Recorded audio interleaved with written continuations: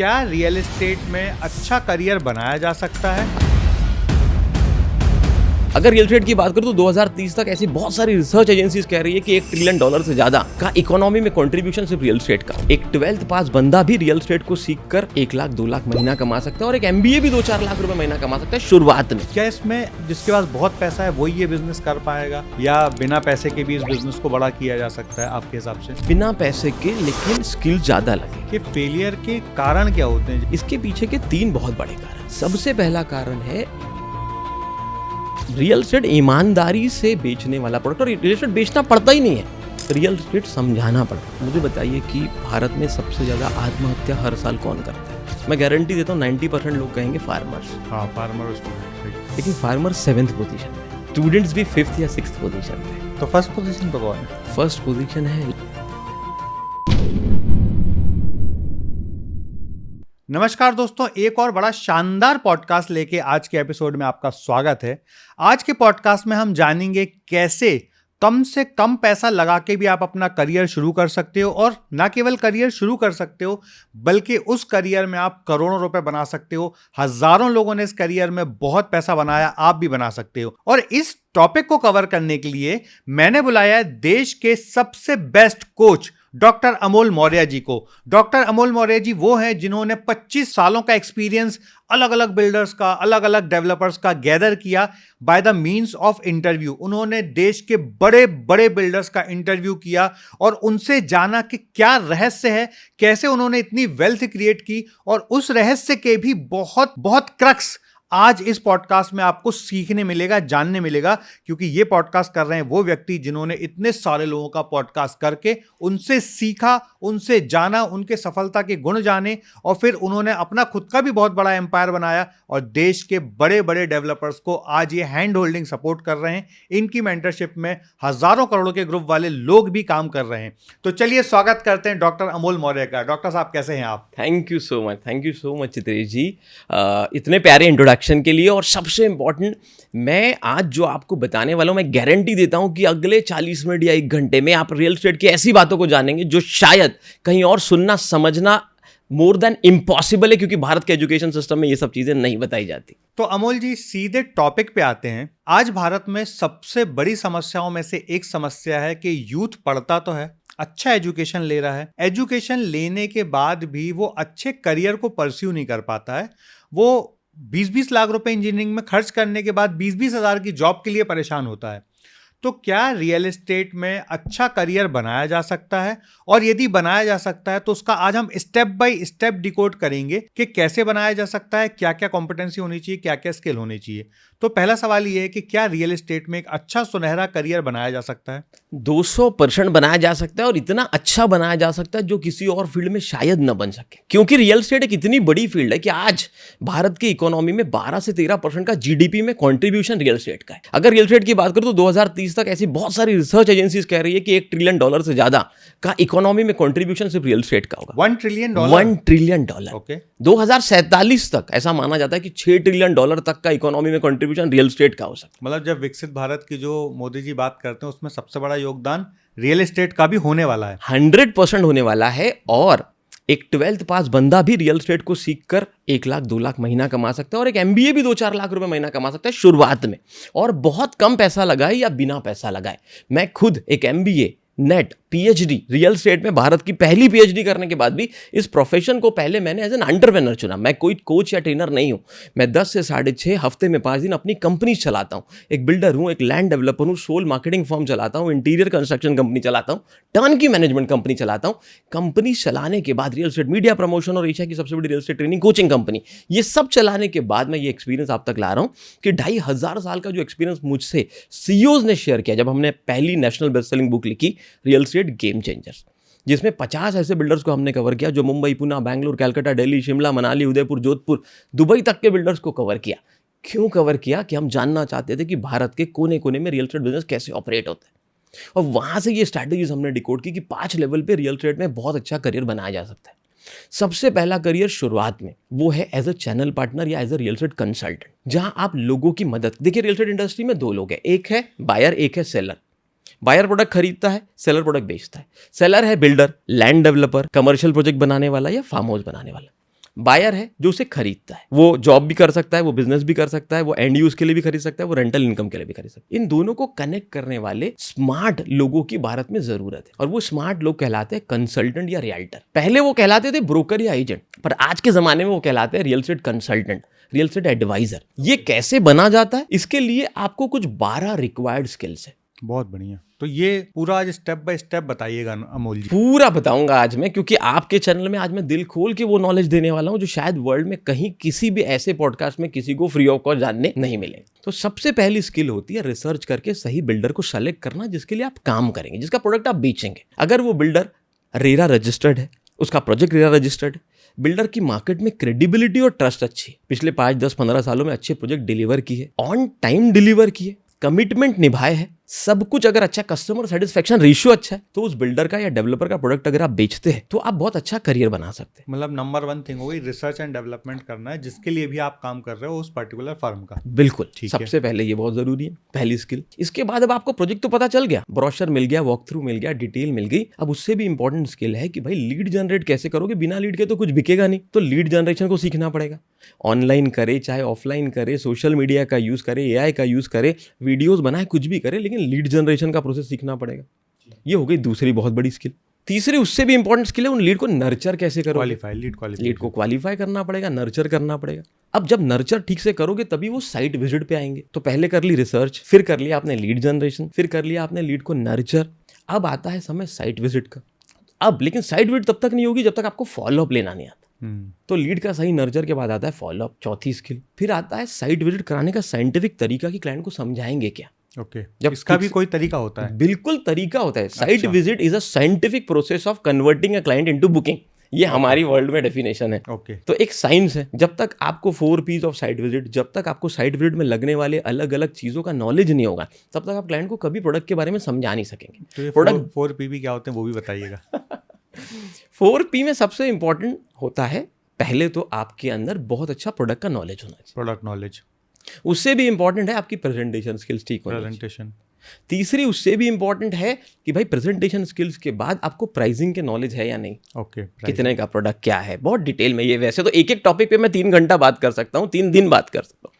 फिर उसके बाद चौथा आता है, उससे भी इंपॉर्टेंट, आपको पेमेंट प्लान के नॉलेज है या नहीं। अब इन सब के अंदर भी 3-3, 4-4 ऐसे टॉपिक्स है जो वर्ल्ड क्लास लेवल पे हम लोग ऐसा मॉड्यूल सिखाते हैं और ऐसी सक्सेस स्टोरीज क्रिएट करते हैं जो लोग समझ भी नहीं सकते कि 400 करोड़। हमारे कोई स्टूडेंट है जो भोपाल से आए थे, 400 करोड़ का टर्नओवर, 3 करोड़ रुपए की इनकम कर ली, स्किल्स को सीख कर, स्किल्स को बिल्ड करके। तो ये एक एक स्किल जो मैं आपको बता रहा हूं। अब लीड नर्चर करने के बाद उससे भी इंपॉर्टेंट है, आपने विजिट करा ली, पर विजिट के बाद होता है सेकंड विजिट, फैमिली के साथ, वास्तु एक्सपर्ट के साथ, कभी कभी अगर रहने के लिए, अगर इन्वेस्टमेंट है तो किसी एक्सपर्ट इन्वेस्टमेंट वाले दोस्त को लेकर आते हैं। तो रीफॉलोअप एंड रीविजिट कराना बहुत जरूरी है। अब उससे भी इंपॉर्टेंट है निगोशिएशन एंड ऑब्जेक्शन। ये 2 बड़ी स्किल्स है।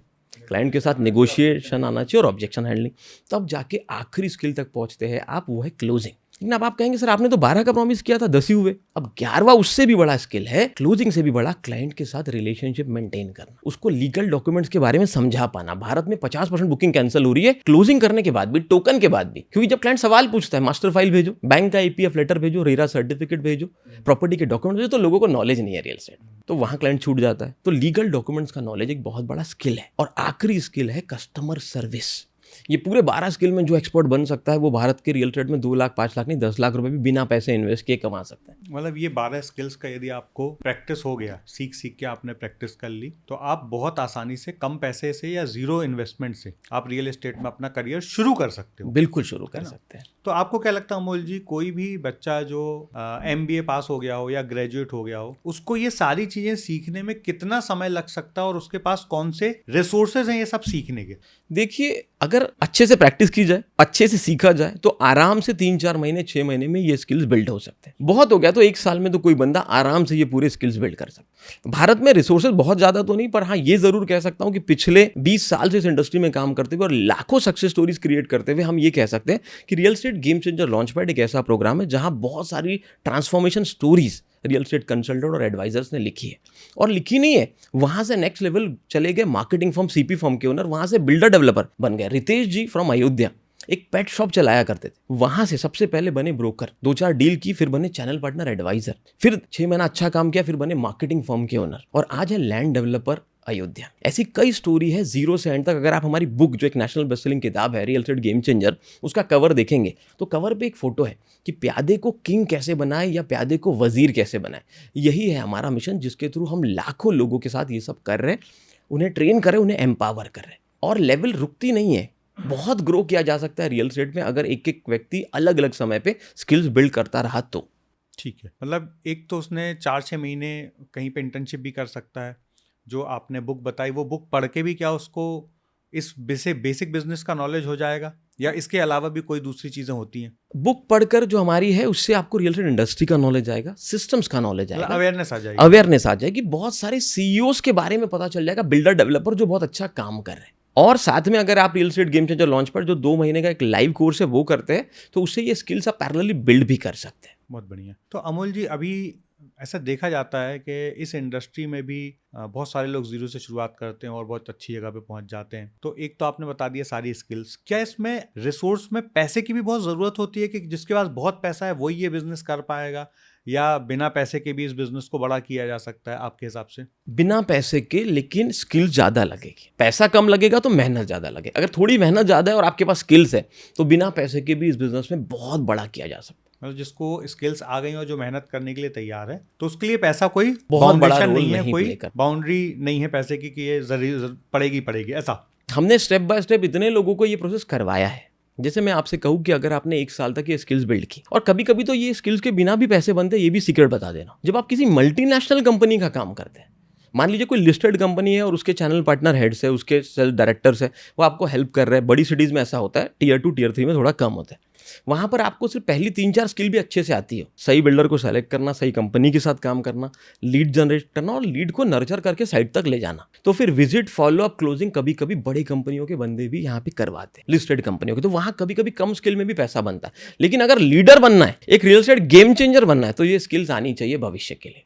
मतलब छोटा पैसा कमाना है तो उनके साइट विजिट तक ले जाओ, बड़ा पैसा कमाना है तो क्लोजिंग खत्म करने तक, क्लाइंट रिलेशन बनाने तक, ये सब कुछ भी करके। क्योंकि रियल एस्टेट में मोटा पैसा बनता है अगर आप रिपीटेटिव बिजनेस और रेफरल बिजनेस को समझ गए। ये तभी बनता है जब आप क्लाइंट की हर प्रॉब्लम को सॉल्व कर पाए। तो वो आपको 4 लीड और देता है, 4 बुकिंग और होती है। अगर वो फिर से कभी खरीदता है तो आपसे खरीदता है। बड़े बड़े बिल्डर, मुझे रायपुर के एक बहुत बड़े बिल्डर का, छत्तीसगढ़ के सबसे बड़े बिल्डर का एक स्टोरी आज भी याद है कि अमूल जी, सबसे खुशी का दिन वो था जब मेरे क्लाइंट का बेटा भी मुझसे ही खरीद के गया। तो जब 25 साल पहले मैंने इसके पिता को घर बेचा था और 25 साल बाद आईटी में जॉब करने के बाद उसका बेटा भी मुझसे ही घर खरीदने आया, तो मुझे लगा कि मैं मार्केट में कुछ अच्छा काम कर रहा हूँ। हाँ, मतलब 25 साल के बाद भी उनको याद था कि कितनी अच्छी क्लाइंट सर्विस उन्होंने उनको दी। मतलब कस्टमर को ये एहसास था कि इतनी अच्छी क्लाइंट सर्विस उनको मिली। बहुत बढ़िया अमूल जी, ऐसा भी देखा जाता है कि अब जैसे अभी तो हमने उनकी बात की जिन्होंने बिना पैसे से इस करियर में आए। अमूमन बहुत सारे ऐसे बिजनेस एम्पायर हैं जिनके पास बेइंतहा पैसा, बेइंतहा लैंड, पर उनके जो वंशज हैं, उनके जो नेक्स्ट जनरेशन है, वो इस बिजनेस में फेल हो जाते हैं। और दूसरी तरफ देखा जाता है कि एक ने कंपनी शुरू की, उसकी दूसरी तीसरी पीढ़ी आज इसको एकदम पूरे देश ही नहीं विश्व में पंचम लहरा रही है। तो इन दोनों की माइंडसेट में, साइकोलॉजी में, काम करने के तरीके में कहाँ पे इतना बड़ा मेजर डिफरेंस होता है कि बहुत पैसा होने के बाद भी फेल हो गए और जीरो से शुरू करके भी तीसरी पीढ़ी आज एकदम पूरे विश्व में छाई हुई है? देखिए, सवाल बहुत बहुत इंपॉर्टेंट है। थोड़ा लंबा मैं जवाब दूंगा लेकिन ध्यान से समझिए। ऐसा रियल एस्टेट में माना जाता है कि कई लोग तो 10-15 साल में रियल एस्टेट से आउट हो जाते हैं और या तो एक पीढ़ी बनाती है और दूसरी डुबाती। ऐसा क्यों? 90% केसेस में ऐसा ही होता है कि एक पीढ़ी रियल एस्टेट से कुछ अच्छा एसेट बनाती है, वेल्थ बनाती है, लेकिन उनकी दूसरी पीढ़ी बिजनेस को ग्रो नहीं कर पाती या पूरा बंद कर देती। 2-5% या 10% मैक्सिमम ऐसी फैमिलीज है जहां पर रियल एस्टेट के बिजनेस में सेकंड जनरेशन या थर्ड जनरेशन ग्रो कर पाए। मैं कॉन्फिडेंस के साथ इसलिए बता पा रहा हूं कि जब पहली बुक मैंने 2019 से 2022 के बीच में 50 बिल्डर्स डेवलपर्स को कवर किया, 2500 साल का एक्सपीरियंस उन्होंने मुझसे शेयर किया। किसी को 50 साल का था, किसी को 30 साल का, किसी को 60 साल का, किसी की तीसरी जनरेशन। अमेय जी पुणे से, उनकी थर्ड जनरेशन है, 60,000 फ्लैट बना के डिलीवर कर चुके पुणे जैसे स्टेट। तो उन्होंने भी बताया कि क्या सीक्रेट है। और कई लोगों को देखा कि मेरे पास कोचिंग के लिए आते हैं, हमारी कंपनी के पास आते हैं कि भाई एसेट्स तो बहुत सारी है पर बेटा इंटरेस्ट ही नहीं ले रहा, या ऑफिस आकर तो बैठता है पर इसे कुछ समझ में नहीं आ रहा। क्योंकि भारत के एजुकेशन सिस्टम में मैंने आपको बताया सबसे बड़ा गैप क्या है कि यहाँ कोई MBA in real estate buildership, MCom in real estate finance management या MBA in real estate lead management, ऐसा कोई कोर्स तो है नहीं कि बंदा सीख कर प्रैक्टिस करके, और गलती से कोई सीख भी रहा है तो ऐसे व्यक्ति से जिसने खुद बिजनेस ना किया। हम तो 20 साल से खुद बिजनेस कर रहे हैं, 2500 साल का एक्सपीरियंस गैदर कर चुके हैं, इसीलिए आपको बता पा रहा हूं। अब आते हैं क्यों और कैसे होता है। देखिए, जिनकी पहली जनरेशन ने बहुत सारी प्रॉपर्टीज बनाई, मान लीजिए उन्होंने गरीबी में कीचड़ खिलाया, मान लीजिए उन्होंने कीचड़ में कमल खिलाया। अब कीचड़ में कमल कैसे खिला कि भाई उनके पास कुछ नहीं था, उन्होंने मेहनत की, एक एम्पायर बिल्ड किया। तो उनको लोगों की वैल्यू होती, उनको टीम की वैल्यू होती, उनको व्यवहार समझता है। बट जब उनकी जनरेशन को बिना मेहनत के बहुत कुछ मिल जाता है, तो वो उसी टीम को बर्बाद करना शुरू कर देते हैं जो उनके पिताजी या दादाजी ने बनाई थी। हाँ, जो उन्होंने बरसों मेहनत करके कल्टीवेट की या बरसों मेहनत करके उनको अपब्रिंगिंग की। रियल एस्टेट में मोटिवेशन इंस्पिरेशन कोई काम का नहीं है। रियल एस्टेट का बंदा ऑलरेडी मोटिवेटेड है, तभी तो ऐसी इंडस्ट्री में सर्वाइव कर रहा है जहां कभी कभी 2 साल में एक बुकिंग भी नहीं होती। उसको चाहिए टूल्स, उसको चाहिए सिस्टम, उसको चाहिए स्ट्रैटेजीज। अब होता क्या है, जिस तरीके से भी पिताजी ने या दादाजी ने बिजनेस बनाया था, ये बच्चा वो वैल्यूज को नहीं समझ पाता, उन लोगों से काम नहीं करा पाता, या उनसे ऐसा व्यवहार करता है कि पुराने आदमी छोड़ के चले जाते तो बिजनेस गिरने लगता है। या जिनको 20 साल 25 साल इनके पिताजी दादाजी ने टिका कर रखा था, वो 6 महीने में नए बच्चे के व्यवहार से चले जाते हैं। दूसरा, क्योंकि कोई नॉलेज नहीं है कि ये इंडस्ट्री सिस्टमैटिकली ग्रो कैसे करती है। पहले लेवल पे तो हमने बहुत छोटी बात की कि भाई 1,00,000 2 लाख रुपए कैसे कमाए। ये इंडस्ट्री तो ऐसी है जहां लोग 200 करोड़ रुपए भी महीने का कमा लेते हैं, या 2-2.5 हजार करोड़ का सालाना प्रॉफिट भी बना लेते हैं। 20-20 हजार 50-50 हजार करोड़ के टर्नओवर कर रहे हैं। तो अलग अलग लेवल पे अलग अलग रिक्वायर्ड स्किल्स हो। तो जो टिका रहे हैं वो ऐसे लोग हैं जो लोगों की वैल्यू कर रहे हैं, सिस्टम्स पे काम कर रहे हैं, रियल एस्टेट में चीजों को सीख रहे हैं और फिर इंप्लीमेंट कर रहे हैं। और जो नहीं टिका पा रहे, उनका व्यवहार अच्छा नहीं है, उनको कोई नॉलेज नहीं है, उनके पास कोई कोच या मेंटर नहीं है जो उन्हें हैंड होल्ड कर सके या उन्हें ग्राउंड रियलिटी समझा सके। रियल एस्टेट रिलेशन का बिजनेस है। जो रिलेशन सही मेंटेन कर सका वो चला लेगा, जो रिलेशन सही मेंटेन नहीं कर पाया, उसके पास कितना भी एसेट हो, रिलेशन सबके साथ, क्लाइंट्स के साथ, उससे भी इंपॉर्टेंट टीम के साथ, उससे भी इंपॉर्टेंट लेबर्स और वेंडर्स के साथ, मतलब इंटरनल और एक्सटर्नल दोनों प्रकार के लोगों के साथ उसको रिलेशन बनाना आता हो, और उस रिलेशन को खाली बनाना नहीं, उसको संभालना भी और सहेजना भी। रियल काम आपको पूरा लेबर क्लास के लोगों के साथ ही करवाना है। यस, रियल एस्टेट में करोड़पति बनना बहुत ईजी है, करोड़पति बने रहना बहुत डिफिकल्ट है। बहुत बढ़िया। बने रहने के लिए आपको ऐसी स्किल लगती है, हो सकता है आप पैदाइशी करोड़पति नहीं अरबपति हो, बट आप बने रहोगे ये जरूरी नहीं। एक लिटिगेशन का मैटर और 10 प्रोजेक्ट का, एक डिस्प्यूट का मैटर, एक लिटिगेशन का मैटर और 10 प्रोजेक्ट का प्रॉफिट एक प्रोजेक्ट में घुस जाता है। हाँ, ये जिस सोसाइटी में बैठे आम्रपाली बहुत बड़ा नाम था, एक समय बहुत बड़ा नाम, बहुत MS धोनी जैसे लोग इसके ब्रांड एम्बेसडर रहे, और बाद में फिर सब कुछ ताश के पत्तों की तरह बिखर गया। मतलब ये जिस सोसाइटी में बैठे हैं 10 साल तो ये बंद था प्रोजेक्ट, 10 साल बाद शुरू हुआ। तो मैं नेक्स्ट क्वेश्चन यहीं पे आने वाला था कि फेलियर के कारण क्या होते हैं। जैसे हमने बात की अभी कि सेकेंड जनरेशन नहीं चला पाती, तो एक तो बात हो गई कि उनका व्यवहार अच्छा नहीं होता, या उनको टीम मैनेज करना नहीं आता, या उनको टीम बनाना नहीं आता। पर यहाँ तो फर्स्ट जनरेशन ही फेल हो गई। आम्रपाली फर्स्ट जनरेशन ही बिल्डर थे और फर्स्ट जनरेशन ही फेल हो गई। तो इनके फेलियर के पीछे क्या वजह थी? क्यों इतने बड़े बड़े बिल्डर, इतना बड़ा एम्पायर, मतलब आम्रपाली का पूरे देश में प्रोजेक्ट फैले हुए थे, और एकदम ताज के पत्तों की तरह पूरा एम्पायर बिखर गया। यहाँ मैं आपको कुछ कॉमन पर्सपेक्टिव बताऊंगा, मैं सिर्फ आम्रपाली की बात नहीं करूंगा। ओवरऑल देश में ग्रुप्स फेल क्यों हो रहे हैं। मान लो कोई ग्रुप 2012 में 500 या 1000 करोड़ का टर्नओवर करता था, एक दिन में 20-30 मर्सिडीज या BMW उठाते थे उनके चैनल पार्टनर्स। अचानक 8 साल में वो ग्रुप बंद हो गया, ओनर जेल चले जाते। ऐसा क्यों होता है? ऐसी बहुत कॉमन स्टोरीज है पूरे भारत में। इसके पीछे के 3 बहुत बड़े कारण। सबसे पहला कारण है over leveraging of money. Over leveraging, over leveraging, ये तो शब्द ही पहली बार सुना है। हाँ भाई, मन मुताबिक ये तो रिजर्व बैंक से भी ज्यादा डबल ट्रिपल इन्वेस्टमेंट अगर कोई दे सकता है तो वो प्रॉमिस सिर्फ बिल्डर डेवलपर करते हैं इन्वेस्टर को। भाई 2% ले लेना, अरे महीने का 3 ले लेना, 36% सालाना पैसा उठा लेते हैं। इन्वेस्टर का प्रेशर बढ़ने लगता है, प्रोजेक्ट कभी कभी डिले हो जाता है। रियल एस्टेट आपके हाथ में नहीं है। इन्वायरमेंट की एनओसी, फायर की एनओसी, 50 डिपार्टमेंट की एनओसी, हो सकता है भाई आपको प्रोजेक्ट शुरू करते समय 50 डिफिकल्टीज आए। आपने सोचा 2 साल लग जाए, 5 साल। अब आप कैसे वापस करोगे 36% के हिसाब से 5 साल में पैसे? सबसे पहला है भाई, कोई भी अनाप शनाप इंटरेस्ट रेट पे पैसा उठा लेना। दूसरी उससे भी बड़ी गलती है अकेले सब काम करना। चीफ एवरीथिंग ऑफिसर बन के रह जाते हैं बहुत सारे बिल्डर एंड डेवलपर। पैसा तो उठा लेंगे पर टीम नाम की कोई चीज नहीं है, सिस्टम नाम का कोई चीज नहीं है। पैसा 50 जगह से इन्वेस्टर से उठा लेंगे, कोई पॉलिटिशियन से भी ले लेंगे, लेकिन भाई चलाएंगे कैसे? सब कुछ खुद करने से तो कंपनी नहीं बनती। कंपनी के लिए बड़ी टीम लगती है, स्ट्रांग टीम लगती है। तीसरा, उससे भी dangerous, over expectation from the project. इनको ऐसा लगता है कि ये डबल ट्रिपल तो 2 साल में ही कर लेंगे, 5 गुना कर लेंगे जी। अब इनको लगता है जमीन में ऐसी खरीदूं जो 20 करोड़ की हो, प्रोजेक्ट में ऐसा बनाऊं जो 200 करोड़ का हो, लगे मेरे 100 करोड़, बने मेरे 100 करोड़। ऐसा होता नहीं है प्रैक्टिकल ऑन ग्राउंड लेवल पे। और अब मार्केट कॉम्पिटिटिव होता जा रहा है। लोग 30-40% में भी रियल एस्टेट का बिजनेस करने को रेडी है अगर प्रोजेक्ट में प्रॉफिट बच रहा है। आप सोचेंगे 400% बचना चाहिए, अब वो जमाना गया। ये सब जो गलतियां हो जाती है, टीम को बिल्ड ना करना, सिस्टम ना बना पाना, मार्केट से अनाप शनाप रेट पे पैसा उठा लेना, क्लाइंट को फॉल्टी प्रोमिसेस कर लेना, पता होता है 4 साल भी प्रोजेक्ट बनेगा नहीं, लेकिन प्रॉमिस कर देंगे 2.5 साल में हम टाउनशिप डिलीवर कर रहे हैं। ओवर प्रॉमिस, एक हो गया ओवर लेवरेज, एक हो गया ओवर प्रॉमिस, ये 2 चीजें होंगी। 2 तो बड़ी होगी, एक सबसे बड़ी है over expectation of returns from the project. Over expectation, समय के साथ साथ रेट्स बदलते रहते हैं। अभी वॉर हो रही है, अचानक से 15-20% का मार्केट चेंज हो गया, अब ये इम्पैक्ट तो पड़ेगा रेट पे। अब ये किसी ने एक्सपेक्ट नहीं किया था। अब आपको सुनने में 15-20% लगता हो, लेकिन अगर मेरा 5,000 करोड़ का प्रोजेक्ट चालू है और मेरा 3,500 करोड़ का लागत लगने वाला है, तो उसका 16% मतलब 400 करोड़ का अचानक से चेंज आ गया। और कमिटमेंट तो आप कर चुके, अरे बेच चुके हो, कमिटमेंट तो छोड़ो, प्री लॉन्च के नाम पे यहाँ लोग 3 दिन में 1,000 करोड़ का माल बेचने का प्रॉमिस कर देते हैं। अब बनाते समय तो रियल प्रॉब्लम्स आती है ना। तो आपने एक XYZ रेट में बेच दिया, पूरा बेच दिया, आपके पास कोई रिसर्च नहीं थी। सबसे ज्यादा बिल्डर फेल हो रहे क्योंकि कोई रिसर्च ही नहीं करता। वैसे तो टोटल 8 डिपार्टमेंट है, ये तो 3 गलतियां हुई, लेकिन 8 डिपार्टमेंट के बिना कोई भी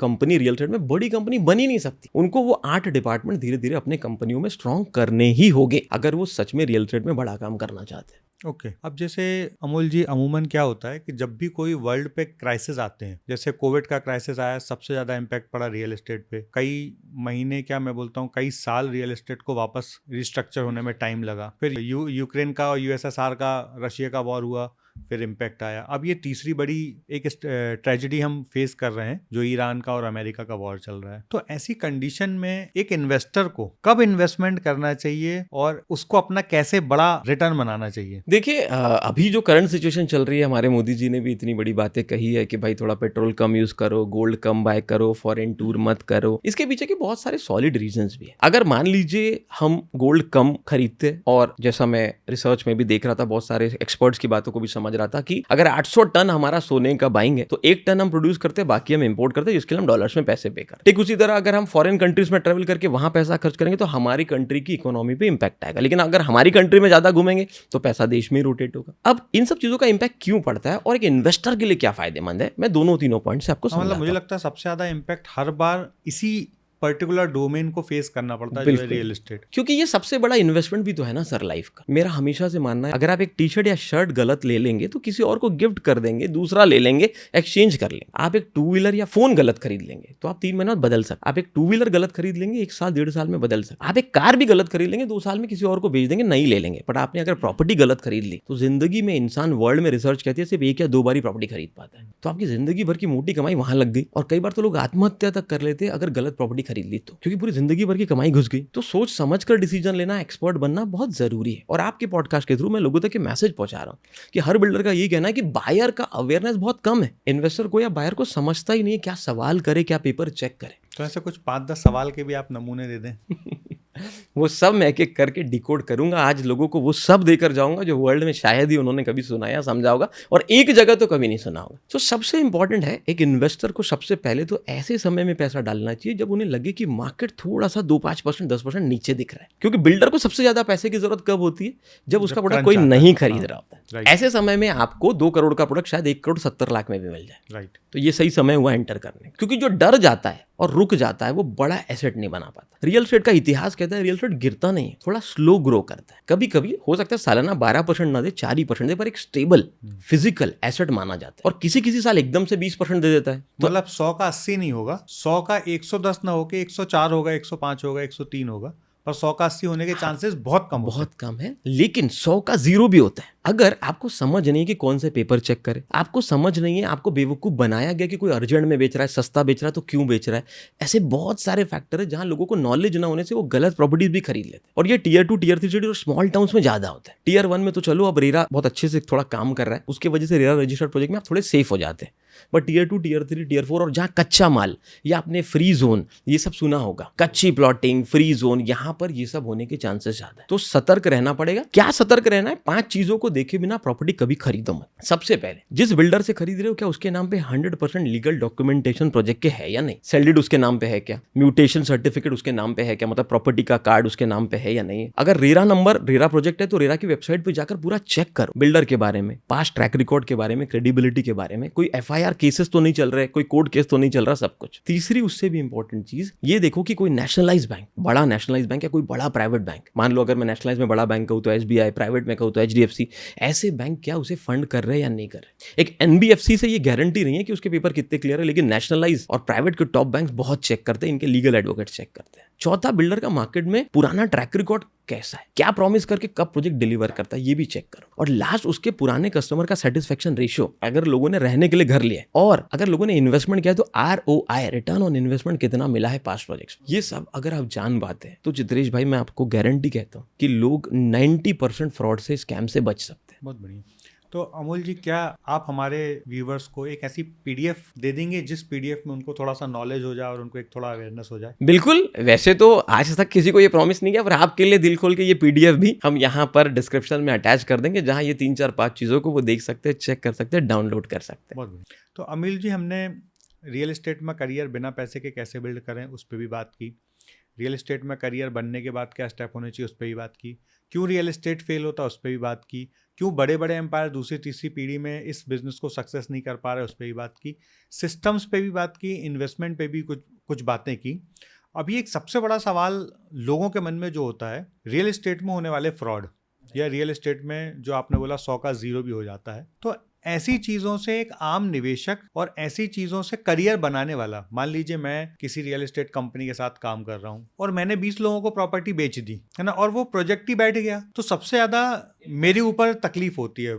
जिसने वो बेचा, जिसने पब्लिक को फेस किया था, जो फ्रंट फेस था, उस स्थिति में यदि कभी कोई लीगल ऑब्लिगेशन होता है एजेंट को, तो उसके पास क्या क्या रास्ते होते हैं? देखिए, सबसे पहले तो रेरा रजिस्टर्ड अगर आप है और आपने रेरा रजिस्टर्ड प्रोजेक्ट बेचे हैं तो आप थोड़ा सेफ हो जाते हैं। मतलब रेरा रजिस्टर्ड, आजकल एडवाइजर भी रेरा रजिस्टर्ड हो जाते हैं। सर, महाराष्ट्र में तो रेरा रजिस्टर्ड एजेंट को एग्जाम भी पास करनी कंपलसरी है। अरे वाह, जैसे इंश्योरेंस का होता है वैसे इसका भी हो गया। बहुत जैसे ड्राइविंग लाइसेंस होता है ना, गाड़ी चलाने के लिए कंपलसरी ड्राइविंग टेस्ट दो, वैसे रियल एस्टेट बिजनेस करने के लिए कई स्टेट ने अभी एग्जाम भी कंपलसरी कर दिया। धीरे धीरे महाराष्ट्र के मॉडल को बहुत सारी स्टेट्स फॉलो कर रही है। वाह, ये कब से शुरू हुआ सर? ये महाराष्ट्र में तो ऑलमोस्ट 3 साल हो गए, जहां आपको एग्जाम देकर रेरा सर्टिफिकेट, तो आप रेरा सर्टिफाइड एजेंट के रूप में खुद को प्रेजेंट करते हो। बहुत बढ़िया। फिर आप रेरा सर्टिफाइड प्रोजेक्ट भी बेच रहे हो, इसके बावजूद भी कुछ गलत हो सकता है, बिल्कुल 10% चांस है। अगर आप रेरा सर्टिफाइड एजेंट भी है, रेरा सर्टिफाइड प्रोजेक्ट भी है, तो भी कभी कभी ऐसा होता है कि भाई NCLT में प्रोजेक्ट चला गया। यहाँ सबसे इंपॉर्टेंट आपको ये ध्यान रखना है कि भाई आपने बिल्डर को पहले तो उसके प्रोजेक्ट को समझना है, उसकी क्रेडिबिलिटी को, उसके ट्रस्ट को। देखिए, मैं एक बहुत अच्छा एग्जांपल केस स्टडी बताता हूँ। मैं एक सूरत के बहुत बड़े बिल्डर का इंटरव्यू लिया, उन्होंने मुझे एक रूल बताया। मैंने उनसे पूछा, सर इतने साल से काम करो, 57 साल उनकी एज थी, वो एक CA थे, कभी फ्रॉड नहीं होता, स्कैम नहीं होता आपके साथ, इतनी सारी जगह खरीदते हो? उन्होंने कहा, बेटा हमने एक रूल बनाया। मैंने बोला, रूल क्या? बोले, अच्छे आदमी की गलत प्रॉपर्टी भी मत खरीदो। बोला, इसका मतलब क्या हुआ? बोले, आदमी बहुत अच्छा है, नाम बहुत अच्छा है, पर प्रॉपर्टी लीगली क्लियर नहीं, मत खरीदो। मैंने कहा ओके। बोले, रूल नंबर 2, गलत आदमी की क्लियर प्रॉपर्टी भी मत खरीदो। बोले, ये क्या बात हुई? मैं पूछा। बोले, देखो, आदमी का मार्केट में ट्रैक रिकॉर्ड अच्छा नहीं, पर प्रॉपर्टी क्लियर है, फिर भी आगे जाके फंस सकते हो। क्लियर प्रॉपर्टी भी गलत आदमी से मत खरीदो। मैंने कहा, फिर और क्या करें? बोले, रूल नंबर 3, गलत आदमी और गलत प्रॉपर्टी दिखे तो दूर से तौबा कर लो। मैंने बोला, ठीक है, फिर करे क्या? काम नहीं करे? बोले, काम करने का सिंपल तरीका है भाई, आदमी भी अच्छा हो, प्रॉपर्टी भी सही हो। कहीं से भी प्रॉपर्टी खरीदो, उस आदमी की हिस्ट्री और ट्रैक रिकॉर्ड भी चेक करो, जो कंपनी का मैनेजमेंट है, कंपनी का ओनर है, और फिर प्रॉपर्टी की लीगल क्लैरिटीज को भी चेक करो। इससे उन्होंने कहा कि 90% उनकी जिंदगी की प्रॉब्लम सॉल्व हो गई। और ग्रुप छोटा मोटा नहीं था, 10-20 हज़ार करोड़ का ग्रुप था। सो कहने का मतलब ये, अगर आप सिस्टम से काम करें, चीज़ों को समझ के काम करें, तो रियल एस्टेट में स्कैम्स, फ्रॉड से बचा जा सकता है। बहुत बढ़िया। तो अमूल जी, अभी ऑलमोस्ट बहुत सारे एस्पेक्ट्स पे हमने बात कर ली। एक और बड़ा इम्पॉर्टेंट एस्पेक्ट बचता है जब आप रियल एस्टेट पे काम कर रहे हैं। क्या रियल एस्टेट में काम करने के लिए बहुत पैसा होने की ज़रूरत है, या बहुत पैसे वाले ही बस इस प्रोजेक्ट में अपने झंडे गाड़ सकते हैं, या आपके बाप दादा या आपके फोर फादर्स इस धंधे में तो ही आप बड़ा धंधा बना सकते हैं? तो ये सारी चीज़ें आपके हिसाब से, क्योंकि आप इतने सारे रियल एस्टेट कंपनियों को कोचिंग दे रहे हैं, तो आपने अपने अनुभव में, आपने अपने ऑब्जर्वेशन में क्या फील किया कि बहुत पैसा होने वाला ही रियल एस्टेट में बहुत बड़ा पैसा बना सकता है, या बहुत कम पैसा होने के बाद भी बड़ा पैसा बनाया जा सकता है? मेरा ऐसा मानना है कि बहुत पैसा हो तो रियल एस्टेट में फास्ट ग्रो कर सकते हैं, लेकिन आप कंटिन्यू ग्रो करेंगे जरूरी नहीं। लेकिन अगर आपके पास थोड़ा कम भी पैसा है, बट आपके पास रिक्वायर्ड स्किल्स अच्छे, आपका सबसे मेन पर्पस बहुत अच्छा है, इंटेंशन अच्छा है इस फील्ड में काम करने का। आप एक मिशन ड्रिवन व्यक्ति हो। देखो मेरा एक क्लियर मिशन है, भारत में 1 लाख रियल एंटरप्रेन्योर को एम्पावर कर सकूं, एक व्यक्ति 50 से 100 जॉब क्रिएट कर पाए तो 50 लाख से 1 करोड़ नए जॉब क्रिएट हो और 25 लाख लेबर्स की हम जान बचा पाए। इसी पे मेरा नेक्स्ट बुक आ रहा है, how real estate can create 1 crore jobs and can save 25 lakh lives. अब इसी को मुद्दे को मैं डिटेल में आपको समझा दूं। कई बिल्डरों के पास पैसे है, संपत्ति है, पर नॉलेज जीरो है। तो प्रोजेक्ट ऐसा डिजाइन करेंगे जो बिकेगा ही नहीं। 1 रोड पे 10 टाउनशिप चल रही है, 1 टाउनशिप 2 साल में बिकती है, 3 टाउनशिप 4 साल में बिकती है और बाकी 6 टाउनशिप 10 साल में भी नहीं बिकती। आज भी कई आंकड़े कह रहे हैं कि कितने लाखों यूनिट्स खाली पड़े हैं ताला लगा के, पर कोई रहता नहीं, कोई इन्वेस्टर रेंट पे भी नहीं देता। कभी कभी बिना बिके खाली प्रोजेक्ट्स पड़े रहते हैं, गोस्ट प्रोजेक्ट बन जाते हैं, भूतिया प्रोजेक्ट्स। चाइना में ये बहुत बड़े लेवल पे हो चुका है, आने वाले समय में हो सकता है भारत में भी हो जाए। नहीं, हो रहा है भारत में भी। यहाँ हम जिस एरिया में, यहाँ पे भी कई ऐसी प्रॉपर्टीज हैं, बड़े बड़े मॉल खाली पड़े हैं। पूरे मॉल में 500 दुकानें और 20 दुकान 30 दुकान खुली है, बाकी सब खाली पड़ा है। एक डब्बे की तरह वो दुकानें बंद पड़ी होती है, उसमें जालियां लग रही होती है, या बड़े बड़े टाउनशिप में 20% ऑक्यूपेंसी होती है और 80% खाली होता है। देखो सबसे बड़ी चीज है डिमांड और सप्लाई के गैप को समझना। Consumer buying behaviour in real estate पे जब मैंने भारत की पहली डॉक्टरेट डिग्री की तो मेरा रिसर्च ये था कि 2000 रियल एस्टेट के कस्टमर को समझो कि वो क्या देखकर खरीदते हैं। 200 रियल एस्टेट के एम्प्लॉय से बात करो कि कस्टमर क्या आपसे पूछता है, और 50 बिल्डर डेवलपर से पूछो कि भाई आप कैसे प्रोजेक्ट बनाते हो। इस रिसर्च के बेसिस पर ही आज हम बड़ी बड़ी लिस्टेड कंपनियों को 50-50 हजार करोड़ का टर्नओवर, उनको भी ट्रेनिंग कोचिंग उनके डिपार्टमेंट्स को दे रहे हैं, या बड़ी कंपनियों की ट्रेनिंग कोचिंग कर रहे हैं। Real estate game changer training से हमारी कॉपीराइटेड पेटेंटेड मॉड्यूल्स है, क्योंकि वही मेरी बुक का नाम है, रियल एस्टेट गेम चेंजर। बड़े से बड़े ग्रुप के फेल होने के पीछे जो रीजंस है वो है उनके कंपनी के अंदर डिपार्टमेंट्स का एब्सेंट होना, फंक्शंस का सही काम ना करना, या एक सब लोग ना सिर्फ मार्केटिंग और सेल्स ही चाहते हैं, बट ये समझ ही नहीं रहे कि भाई मार्केटिंग और सेल्स जो है वो 20% इंपॉर्टेंट है। अभी मैं 8 डिपार्टमेंट आपको समझा दूंगा, आपको वर्ल्ड में कोई कंपनी बड़ी कैसे बनती है और कोई फेल कैसे होती है सब समझ में आ जाएगा। क्या आप चाहते हैं कि मैं आपकी ऑडियंस तक वो 8 डिपार्टमेंट भी बता दूं? बिल्कुल चाहते हैं सर। यहाँ तक जो ऑडियंस रुकी होगी उसको कुछ एक्स्ट्रा मिलना चाहिए ना। तो अब मैं देने वाला हूं सुपर सुपर डुपर एक्स्ट्रा। हमारी पूरी 2500 साल की रिसर्च ये कहती है, जो भी बिल्डरों से डेवलपर से मैं समझ पाया, और अब तो हम real estate game changer 2.0 world का सबसे बड़ा रियल एस्टेट पॉडकास्ट लाने जा रहे हैं, जहां 10 कंट्रीज के बिल्डर डेवलपर्स को भी कवर करेंगे। अब ये सब रिसर्च से हमारा पर्पस यही है, वर्ल्ड में रियल एस्टेट का प्रैक्टिकल कंटेंट बाहर है। 8 ऐसे डिपार्टमेंट है, इसके अंदर हिडन 2 और डिपार्टमेंट है, जैसे ग्रह होते हैं वैसे कुछ हिडन डिपार्टमेंट भी है। पहला डिपार्टमेंट है R&D, research and due diligence.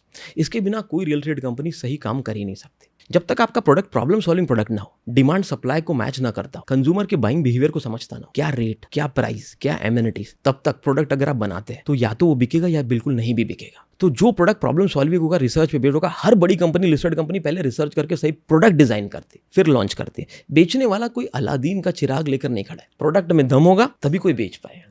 दूसरा डिपार्टमेंट है, जब रिसर्च सही हो जाती है, लीगल। किसी और बिजनेस में लीगल उतना जरूरी नहीं है जितना रियल एस्टेट में। लीगल हर जगह इंपॉर्टेंट है, पर रियल एस्टेट में लीगल से बड़ा कोई डिपार्टमेंट नहीं। 20 साल बाद भी प्रोजेक्ट पे बुलडोजर चल जाएगा अगर आपको समझ ना हो। आपको लगता है भाई कोई पावरफुल आदमी बैठा है, वो मुझे बचा लेगा या उसका सपोर्ट मुझे, पर जब उसकी पावर चली जाएगी तब क्या करोगे? तो जो लीगैलिटी से चलते, जो रूल रेगुलेशन चलते, वही सर्वाइव कर पाते, वरना बड़े बड़े बुलडोजर प्रोजेक्ट पे चल जाते, प्रोजेक्ट ध्वस्त हो जाते।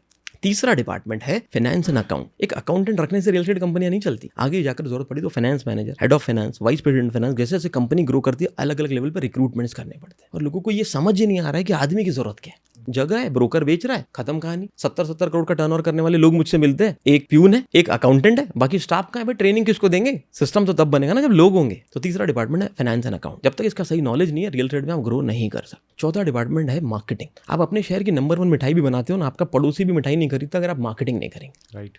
अवेयरनेस सही जाएगी तो लोग आप तक आएंगे। राइट। तो मार्केटिंग करना रियल एस्टेट में बहुत जरूरी है। 90% बिल्डर मार्केटिंग करते ही नहीं, वो सिर्फ सेल्स पे ध्यान देते हैं। वो सेल्स बस करना चाहते हैं, मार्केटिंग करना ही नहीं चाहते। पर लोग ये समझते ही नहीं कि बिना मार्केटिंग के सेल्स नहीं होता है।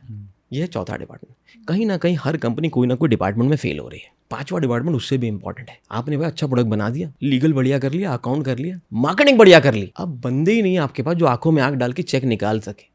और वो भी छोटा मोटा चेक नहीं होता, यहाँ टोकन भी 5-5, 10-10 लाख रुपए के होते हैं। ठीक बात है। तो सेल्स नहीं बढ़ेगा तो आगे कैसे बढ़ोगे? हर मिठाई बनाने वाला तो हल्दीराम नहीं बन पाया, 85,000 करोड़ का वैल्यूएशन। तो कब कंपनी ग्रो करती है? जब मार्केटिंग के साथ सेल्स का भी अब सही कॉम्बिनेशन हो, सेल्स की ट्रेन टीम हो, वैसे बंदे हो। तो ये 5 डिपार्टमेंट हो गए। छठवां डिपार्टमेंट ऐसा है चित्रेश जी कि 80% कंपनियां बंद हो रही है इस एक डिपार्टमेंट के वजह। उसका नाम है ऑपरेशन। 3 प्रकार के ऑपरेशन रियल एस्टेट में होते हैं। 2 हिडन डिपार्टमेंट है, एक है प्री प्रोजेक्ट का ऑपरेशन, एक है ड्यूरिंग प्रोजेक्ट का, एक है आफ्टर प्रोजेक्ट का।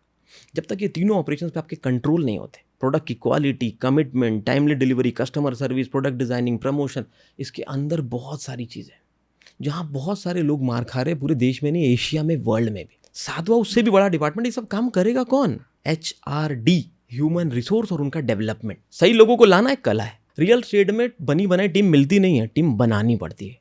उसके लिए लीडर को उस लायक बनना पड़ता है कि टीम आपको देख कर आए। मेरे को कई लोग बोलते हैं मैं 5 लाख रुपए महीना देने को रेडी हूँ, अमोल जी मेरे को 2 अच्छे बंदे दे दो। कहाँ से दे दूँ? आपको देख के वो बंदा ज्वाइन करेगा, मेरे को देख के ज्वाइन नहीं करेगा, और मेरे को देख के करेगा तो मेरी कंपनी में करेगा। So you need that kind of visionary leader जो रियल एस्टेट को बड़ा कर सके। तो भाई HR नहीं है, सही लोगों को सेलेक्ट नहीं करना आएगा, सही लोगों को ट्रेन करोगे नहीं, तो रिजल्ट आउटपुट कैसे महसूस कर सकते हो, कैसे फील करोगे? और आखिरी सबसे बड़ा डिपार्टमेंट है मैनेजमेंट एंड लीडरशिप। जब तक कंपनी का management, board of directors, chairman, partners उस लेवल की फ्रीक्वेंसी में काम नहीं करते, लीडरशिप की अच्छी स्किल्स नहीं रखते, लोगों को जोड़ना, उनसे काम करवाना और उनको खुश रखना। आज का ज़माना वो वाला ज़माना नहीं बचा कि जब आपके दादाजी को कोई लात मार के भी भगाए तो जॉब करने को आ जाते थे क्योंकि उनके ऊपर जिम्मेदारी आ जाता थी। या आपके पिताजी के समय में चलो उनका घर बन चुका था पर उनको और सपने पूरे करने थे, आपका एजुकेशन, तो वो 2 बात सुन लेते थे। अभी समय बदल चुका है। आज का जो एम्प्लॉय है उसको क्वालिटी ऑफ लाइफ चाहिए, उसको क्वालिटी ऑफ लाइफ चाहिए, स्टैंडर्ड ऑफ लिविंग चाहिए, उसको हर फैसिलिटी चाहिए, तो शायद वो टिकेगा, वरना नहीं टिकेगा। तो आपके दादाजी ने जैसे कंपनी चलाई थी आप वैसे कंपनी नहीं चला सकते। हाँ मतलब पहले एक ही आदमी एक ही कंपनी में पूरी जिंदगी निकाल देता था, आज 6 महीने भी एक आदमी एक कंपनी में टिक जाए तो भी लगता है 6 महीने रहा हो वहाँ पे। 6 महीने। और हमारी ऑटो कंपनी में 12-12 साल से भी लोग टिके रियल एस्टेट जैसी इंडस्ट्री में। चाहे मेरे सबसे सीनियर इंजीनियर सतीश हो, चाहे हमारे प्रोडक्शन हेड योगेश हो, 9 साल हो गए। ऐसे कई लोग हैं जो हमारी टीम में 12-12 साल से टिके हुए। और मैं बहुत आपके ऑडियंस को पहले जो दिल से देना चाहता हूँ उन सब चीज़ों को पहले कंप्लीट करेंगे। तो चित्रेश जी देखिए कि रियल एस्टेट में ना अगर ये डिपार्टमेंट का नॉलेज है, अब मैं आपके मेन क्वेश्चन को HRD तक आ गए थे, HRD तक आ गए, फिर आ गया लीडरशिप और मैनेजमेंट। अगर आप एक स्ट्रांग लीडर बन गए, आप एक पर्पस ड्रिवन लीडर बन गए, अगर आप लोगों को आगे बढ़ाना चाहते हैं, खुद के आगे बढ़ने से ज़्यादा अगर आप अपने टीम के गोल्स को कंप्लीट करना समझ गए, तो आपकी कंपनी को बढ़ने से कोई रोक नहीं सकता। तो ये 8 डिपार्टमेंट के बिना आप ग्रो नहीं कर सकते। आपके पास 1000 करोड़ हो, 10 साल बाद आप 200 करोड़ के ही बचोगे, लेकिन आपके पास सिर्फ 2 करोड़ हो और ये पूरी स्किल्स हो तो आप शायद 20,000 करोड़ की कंपनी बना सकते। बहुत बढ़िया। तो ऐसा कोई एग्जाम्पल, आपके 50 इंटरव्यू जो आपने लिए थे, 50 से भी ज़्यादा लोगों से आप मिले, तो ऐसा कोई एग्जाम्पल लाइव जिसका आप नाम भी ले सकते हो कि जिन्होंने बहुत छोटे अमाउंट से बिजनेस शुरू किया और एक नेक्स्ट लेवल का उन्होंने मतलब 200-500 करोड़ की जंप लगाई? एक तो आपने अयोध्या का नाम बताया था, रितेश जी भोपाल का नाम बताया है, भोपाल से हमारे सुशांत जी है, कांति जी मुंबई में बैठे हुए 900 फ्लैट का सोल प्रोजेक्ट कर रहे हैं, 500-600 करोड़ का प्रोजेक्ट है जो अकेले संभाल रहे हैं। या कृष्णा जी जो कॉर्पोरेट 13 साल का एक्सपीरियंस लेने के बाद हमसे सीखने के लिए आए और आज 150 बुकिंग का रिसेंट केक कट किया उन्होंने हमारे इवेंट में। मैं आपको ये दावे के साथ कह सकता हूँ कि वर्ल्ड में आपको ऐसा कोई कोर्स नहीं मिलेगा जहाँ 50 से 75% का सक्सेस रेशियो, क्योंकि हम इतनी जान लगा देते हैं हमारे पार्टिसिपेंट्स के साथ कि उनकी सफलता हमारी सफलता है। लेकिन मैं एक बहुत बड़ा एग्जाम्पल बताऊंगा, आज वो नहीं रहे और मैं उनको दिल से याद करता हूँ। छिंदवाड़ा के एक छोटे से बिल्डर एक LIC एजेंट हुआ करते थे। आज वहाँ का सबसे बड़ा नाम में से एक है सूर्यवंशी जी, लेकिन अब वो नहीं रहे। सूर्यवंशी जी का इंटरव्यू हमारे चैनल पे अवेलेबल है। 2200 से ज़्यादा बंगलो छिंदवाड़ा में बनाना, जहाँ का पॉपुलेशन 2-4 लाख से ज़्यादा नहीं होगा। आप तो अच्छे से जानते हैं। ऐसे ऐसे कोने कोने के बिल्डरों को जब हमने दिल से कवर किया, उनकी स्टोरीज को समझा, उनकी स्ट्रगल्स को समझा, उनकी एफर्ट्स को जाना, तब जाकर हम इस सिस्टम तक पहुंच पाए कि भाई किसी भी छोटे शहर में या किसी भी बड़े से बड़े शहर में कुछ स्ट्रॉन्ग पिलर्स पे या पैरामीटर्स पे काम करके बहुत बड़ी कंपनी बनाई जा सकती है। और उन्हीं पैरामीटर्स पे जब हम लोगों को कोच कर रहे हैं, हम एशिया की अकेली ऐसी कंपनी है जो 12 घंटे सुबह से शाम तक किसी बिल्डर को लेकर ऑन ग्राउंड लेवल पे 10 प्रोजेक्ट्स पे लेकर जाती है। मान लीजिए आपके पास 2 करोड़ रुपए और आपको एक रिजॉर्ट का प्रोजेक्ट शुरू करना है, या 5 करोड़ रुपए, या रुपए भी नहीं है, सिर्फ एक जगह है। हम आपको 10 रिजॉर्ट के ऐसे प्रोजेक्ट्स दिखाएंगे, उसकी फिजिबिलिटी समझाएंगे, उसकी buying cost, selling cost, strategy, सब कुछ ऑन ग्राउंड, ताकि आपके ब्रेन के अंदर के न्यूरॉन्स और डेंड्राइट्स पे वो एक्सपीरियंसेस बिल्ड हो। और फिर आप वो काम शुरू करेंगे। और मेरा दावा है कि अगर आप जो हम सिखाते हैं उसे इंप्लीमेंट करेंगे तो आप 100% बहुत अच्छा प्रोजेक्ट भी बना सकते हैं, एक अच्छे बिल्डर डेवलपर बन सकते हैं और लोगों के लिए एम्प्लॉयमेंट जनरेट कर सकते हैं। मेरा मिशन ही वो है कि 1 करोड़ जॉब भारत में कैसे क्रिएट और 25 लाख लेबर्स की जान कैसे बचे। लेबर्स है रियल विश्वकर्मा इस इंडस्ट्री के, पर उनको इस इंडस्ट्री में कोई वैल्यू नहीं मिलती। इतनी मेहनत करने के पीछे मेरा जो क्लियर मिशन है वो है लेबर्स के लिए वेलफेयर ऐसा हो कि हर बिल्डर अपनी कमाई का 1 से 2% लेबर के वेलफेयर में खर्च करे। और ये हम बोलते नहीं है, हम पिछले 20 साल से जो अपनी कंपनी चला रहे हैं वहाँ हम ये सब करते हैं। साल में 2 बार लेबर्स को मल्टीप्लेक्सेस में मूवीज ले जाना, 2 साल में एक बार 3 स्टार 5 स्टार होटल में लेबर्स के लिए अवार्ड फंक्शन करना, हर साल में एक बार लेबर्स को रिजॉर्ट पे पिकनिक ले जाना। गणेश जी का 9 दिनों का बड़ा फेस्टिवल हमारे यहाँ होता है, आखिरी दिन बहुत बड़ा प्रसाद होता है। नवदुर्गा और दिवाली के बड़े सेलिब्रेशंस होते हैं। सो हमारे लिए लेबर नहीं है, हमारे लिए लेबर रियल विश्वकर्मा है, जिसकी वजह से आज ऊंची बिल्डिंगें खड़ी है।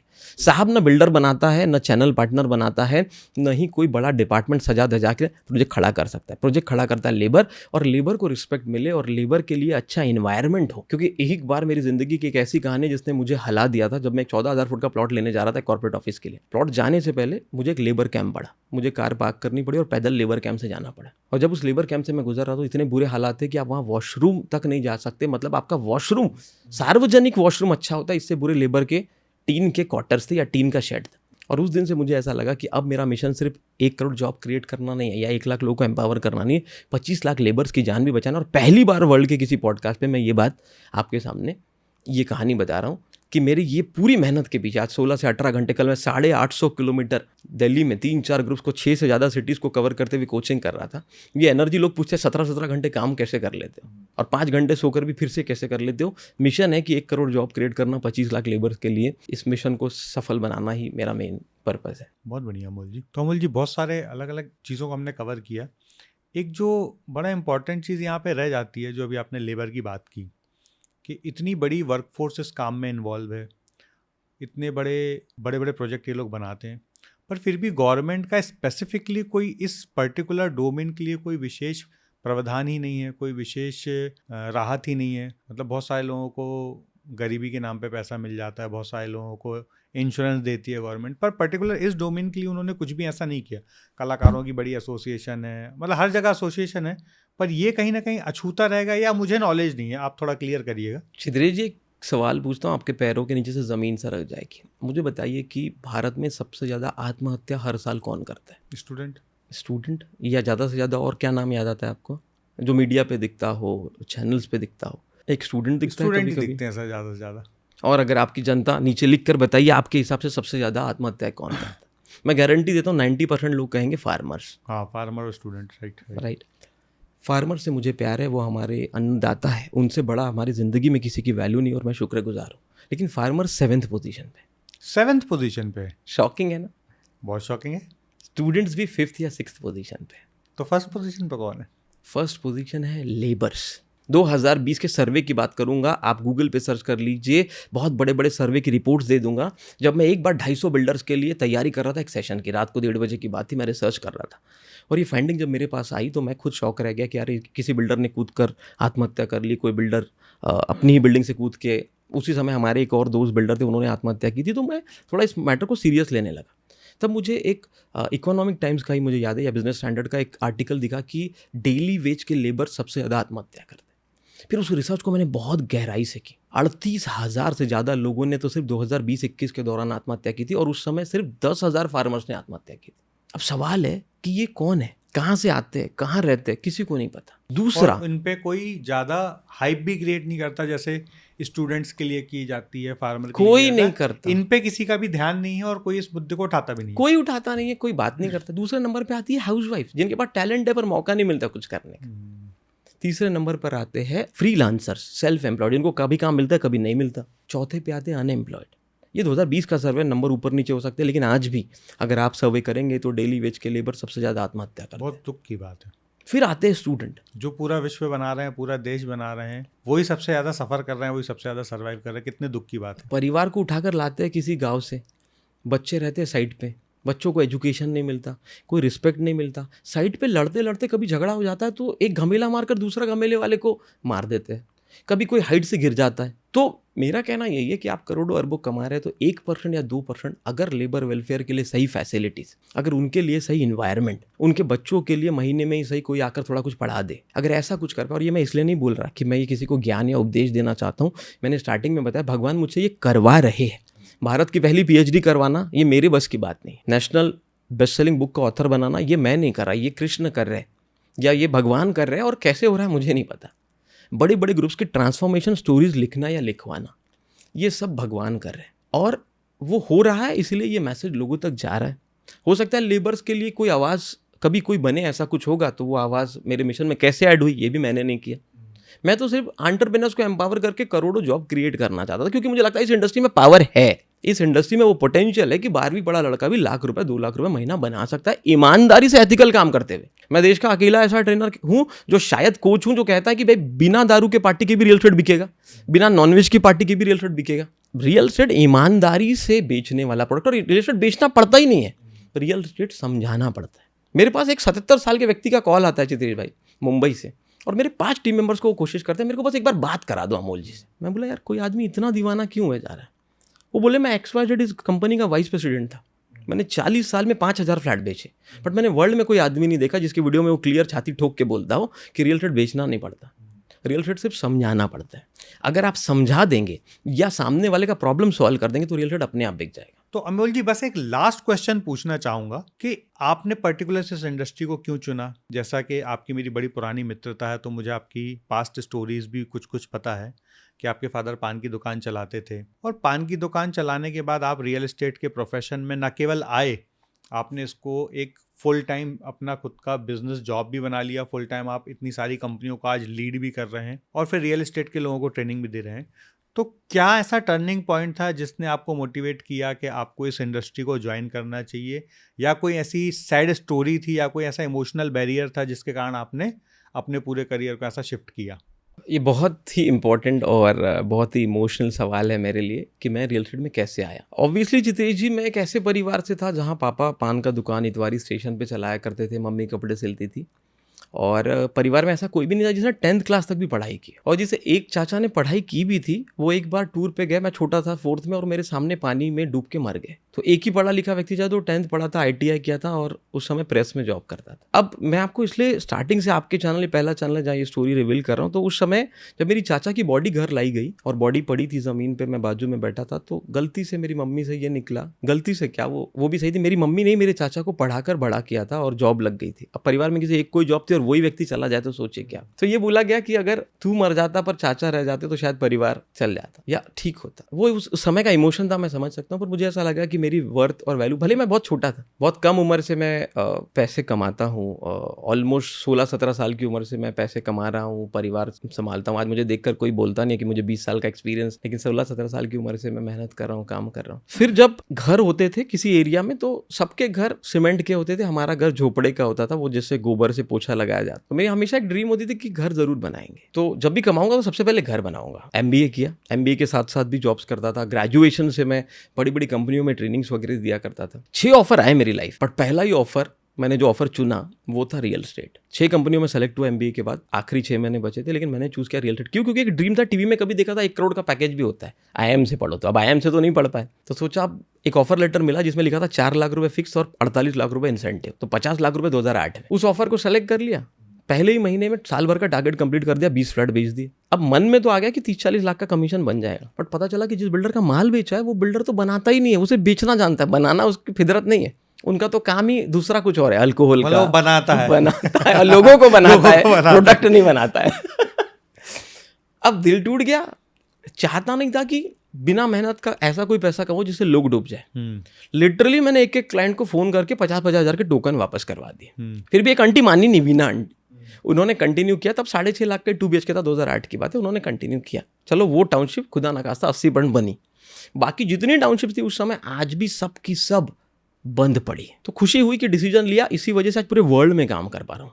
कुछ लोगों ने उस समय वो गलत कमीशन कमाया, बट आज वो कोने में छुप कर काम करते हैं, नंबर बदलते हैं, और मैं 27 साल से एक ही नंबर ऑपरेट कर रहा हूँ। फिर जिंदगी में थोड़ा आगे बढ़ा, MBA में प्रोफेसर बना, साथ में रियल एस्टेट का बिजनेस चलता ही रहा। रियल एस्टेट कभी नहीं छोड़ा, सुबह 7 से 2 अगर जॉब करता था प्रोफेसर का, तो 2 से रात के 9 बजे तक बिजनेस करता था। 2011 में मौका आया PhD करने का। अब एक गरीब परिवार से उठा हुआ लड़का जिसको ये लेवल तक नहीं पता कि भाई, या आप एक निशान मेरे चेहरे पर देख रहे होंगे, मैं गिर गया था कुछ साल पहले, बहुत साल पहले की बात है, छोटा सा था। तो उस समय पिताजी बचपन में ये कहा करते थे कि भाई पैसे पेड़ पे नहीं उगते, जो भारत में कई लोग सुनते हैं। या एक बार दादाजी ने कह दिया था कि भाई अगरबत्ती मत लगाओ क्योंकि ज़्यादा लगाते हो तो खत्म हो जाती है। तो मैंने तब अगरबत्ती भगवान के सामने लगाना बंद कर दिया कि कमाऊंगा तो ही लगाऊंगा। तो उस परिवार से उठते उठते जब प्रोफेसर बना और PhD करने का समय आया, सबसे पहले तो घर बनाया जो बचपन से ड्रीम था। तो एक 4-5 बेडरूम का घर जिसमें 7 कलर के लाइट लगे हो फर्स्ट फ्लोर पे, और उसके बाद जर्नी आगे बढ़ती है और मैं बढ़ता हूँ पीएचडी के टॉपिक की तरफ। अब देखता हूँ भाई हर टॉपिक पे रिसर्च हुई है दुनिया में, consumer buying behaviour in telecom, consumer buying behaviour in textile, automobile, पर रियल एस्टेट को कोई पूछता ही नहीं है। तो पता नहीं भगवान ने कहाँ से वो थॉट दिया कि consumer buying behaviour in real estate पे डॉक्टरेट डिग्री करेंगे। ये पूरी full time RTM Nagpur university से की हुई डिग्री है, जिसमें रिसर्च मेथोडोलॉजी के वर्कशॉप भी करना पड़ता है, नेशनल पेपर भी पब्लिश करना पड़ता है, इंटरनेशनल पेपर भी पब्लिश करना पड़ता है, और एक 250 पेज का थीसिस मैंने 2016 में सबमिट किया। मेरा आउटर वाइवा हुआ, मतलब एक्सटर्नल वाइवा, और फिर मुझे 2018 में चीफ जस्टिस ऑफ इंडिया इनके हाथों से दीक्षांत समारोह में डिग्री अवार्ड हुई। इस जर्नी में एक लेडी मेरे पास आई 2012 में, मनीषा नाम की। वो 15-18 हज़ार रुपये कमाती थी, एक प्लॉट उसने लिया था और वो 10,000 रुपये की ईएमआई भर रही थी इस उम्मीद में कि उसके पास कोई प्रॉपर्टी है। जब मैंने पेपर चेक किया तो 4 मीटर 5 मीटर के रोड, पब्लिक यूटिलिटी का स्पेस नहीं, ओपन एरिया का कोई स्पेस नहीं, कब्जा पत्र है, एग्रीमेंट है। जो टेक्निकल रियल एस्टेट को समझता है मेरी बातों को समझ पाएगा। तो मैं समझ गया इसके साथ फ्रॉड हो गया। अब भारत में ऐसे कितने लोग हैं जिनके साथ फ्रॉड हो रहे हैं। मैं खुद भुगती हूँ। आज भी 2 से 3 ऐसी प्रॉपर्टीज है जिसमें बिल्डर जल्दी रजिस्ट्री लगाकर नहीं दे रहा, क्योंकि बिल्डर का लालच, ग्रीड बढ़ जाता है। जब आप 1,000 रुपये में कोई प्रॉपर्टी खरीदते हैं और 2-3 साल उसको डिले हो जाता है उसके सैंक्शनिंग में, और रेट 2,500 हो जाता है, तो वो नाटक करता है, रजिस्ट्री लगा के नहीं देता है। ये सब प्रॉब्लम लोगों के समझे, मनीषा नाम की लेडी के समझे, और मैंने डिसाइड किया कि मैं सब इंडस्ट्री में भले ही समंदर में पत्थर मारने जैसा हो, लेकिन लोगों को सिखाने का, समझाने का काम शुरू करूंगा। अगर बिल्डर सुधर गए तो लोगों को सही प्रोडक्ट मिलेंगे, बिल्डर लैंड डेवलपर के प्रोडक्ट अच्छे आने लगे तो। और वहाँ से ये जर्नी शुरू हुई जतेश भाई, और मेरी ज़िंदगी में रियल एस्टेट आया। और फिर उसके बाद तो sky is the limit. World का one of the most famous podcast आप कह सकते हैं real estate game changer podcast. 2019 से लेकर 22 तक हमने इंटरव्यूज़ लिए, और अब हम इसका 2.0 सीरीज़ ला रहे हैं, जब हम 10 कंट्रीज़ के बिल्डर डेवलपर्स को कवर करने की कोशिश कर रहे हैं कि वर्ल्ड में रियल एस्टेट कितना बड़ा रोल प्ले करता है। तो रिसेंटली भारत को मैंने रिप्रेजेंट भी किया था। आयरलैंड बेस्ड एक इन्वेस्टमेंट समिट था जहाँ 3,000 इन्वेस्टर थे, और पूरे भारत से नहीं, पूरे वर्ल्ड के 50 कंट्रीज से एक स्पीकर को, हर कंट्री का एक स्पीकर था। मैंने भारत को रिप्रेजेंट किया। Indian real estate sector the next global destination for the world for investment. तो ये सब सौभाग्य के दिन, या ये सब दिन लाइफ में भगवान की इच्छा से आए। मैं अपनी जर्नी कंटिन्यू करता गया। बस एक ही मिशन था, 1 लाख लोगों को एम्पावर करूँ, 1 करोड़ जॉब क्रिएट करूँ, 25 लाख लेबर्स की जान। और वही बुक अब आने वाली है। पहली बुक तो हिंदी इंग्लिश दोनों लैंग्वेज में नेशनल बेस्ट सेलर रही थी, आज भी है, रोज़ बिकती है। टचवुड 5 साल होते आ रहे, 4 साल, और रोज़ वो किताब बिकती है, क्योंकि उसमें वो प्रैक्टिकलिटी दी है कि कैसे बिल्डरों ने अपना साम्राज्य खड़ा किया, या क्या हम किसी बिल्डर से सीख सकते। एक बंदा एक चैप्टर भी एक दिन में पढ़ लेना तो 50 दिन में आपके अंदर 50 बिल्डरों का माइंडसेट चला जाएगा। आपने माइंडसेट की बात की, हर बिल्डर का ना कोई यूनिक स्टोरी होती, और कोई ना कोई ऐसा तरीका होता है जिससे वो बहुत ग्रो करता है। तो वो सब हमने डिकोड करने की कोशिश की थी। बहुत बढ़िया। बस अमोल जी, वैसे तो ये लास्ट सवाल था, पर एक सवाल और मन में आ गया बात करते करते। अमूमन एक मिथ सुनने के आता है कि यदि आपको रियल एस्टेट का बिजनेस करना है तो आपके सर पे कोई पॉलिटिशियन का हाथ होना बहुत ज़रूरी है, तभी आप 100, 200, 500 करोड़ की जर्नी में जा सकते हो, वरना एक छोटे बिल्डर बन के रह जाएगा। इसमें क्या सच है? देखिए, मैं बिल्कुल नहीं कहूँगा कि ये गलत है, और मैं बिल्कुल नहीं कहूँगा कि सिर्फ ऐसा ही होता है। आप बिना पॉलिटिकल सपोर्ट के भी बहुत अच्छे एंटरप्रेन्योर हो तो एक रियल एस्टेट कंपनी बना सकते हो। लेकिन कभी कभी कुछ काम ऐसे हैं जो सिर्फ पैसों से नहीं होते, रिलेशन से हो जाते हैं, पावर से हो जाते हैं। तो अगर आपके साथ ऐसे कोई है जो इस फील्ड में इंटरेस्ट भी रखते हो, और आपके साथ पार्टनर हो, और अपने पैसे को रियल एस्टेट इंडस्ट्री में ग्रो करना चाहते हो, लेकिन समय कम हो,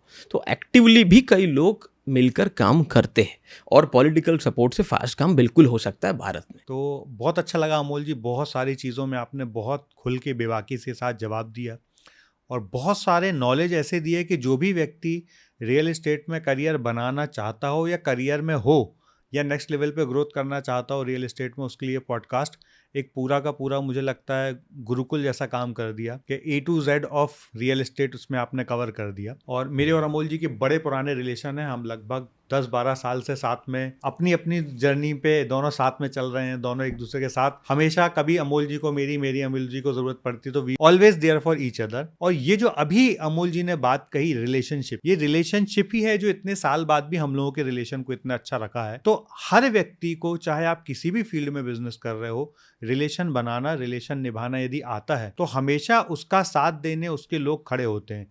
तो इस रियल एस्टेट में भी यदि आप रियल एस्टेट का धंधा कर रहे हैं तो इसमें भी रिलेशनशिप का उतना ही बड़ा योगदान है। तो अमोल जी, बहुत बहुत धन्यवाद। आपने बहुत गहराई से हर एस्पेक्ट को कवर किया, हर नॉलेज को कवर किया। और यदि आप रियल एस्टेट के बारे में और सीखना चाहते हैं और जानना चाहते हैं तो मैं डिस्क्रिप्शन में लिंक देता हूं। अमोल जी के बहुत सारे वर्कशॉप होते हैं, बहुत सारे ट्रेनिंग प्रोग्राम होते हैं, आप उस ट्रेनिंग प्रोग्राम को ज्वाइन करिए। और अमोल जी की एक बुक है जो बेस्ट सेलर बुक है, उसकी भी डिस्क्रिप्शन में मैं लिंक देता हूं आपको। उस बुक को पढ़ के ही आपको पता चल जाएगा कि रियल एस्टेट के लोगों को कोच करने वाले व्यक्ति को कितना नॉलेज है।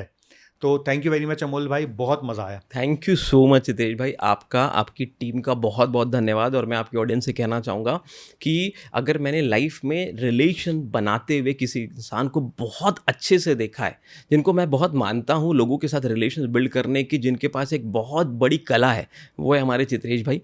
12 साल से एक ऐसा रिलेशन इनके साथ है कि बड़े भाई से ज़्यादा मैं इन्हें मानता हूँ, मेरे बच्चे इन्हें बड़े पिताजी कहते हैं। सो ये जो रिलेशन ये मेंटेन करते हैं लोगों के साथ, वो कला बहुत कम लोगों में होती है। और अगर आपको रिलेशनशिप मेंटेन की कला सीखनी है तो वो चित्रेश भाई ज़रूर सिखा सकते हैं। और रियल एस्टेट सीखना हो तो real estate coach doctor Amol Maurya या doctor Amol Maurya real estate coach या Asia's best real estate coach Google पे या यूट्यूब पे लिखिए, आपको हम ही मिलेंगे। इतना ईश्वर के हमारे ऊपर किए हुए कृपा पे हमें भरोसा है। थैंक यू सो मच, मिलते हैं। Thank you Amol. Thank you.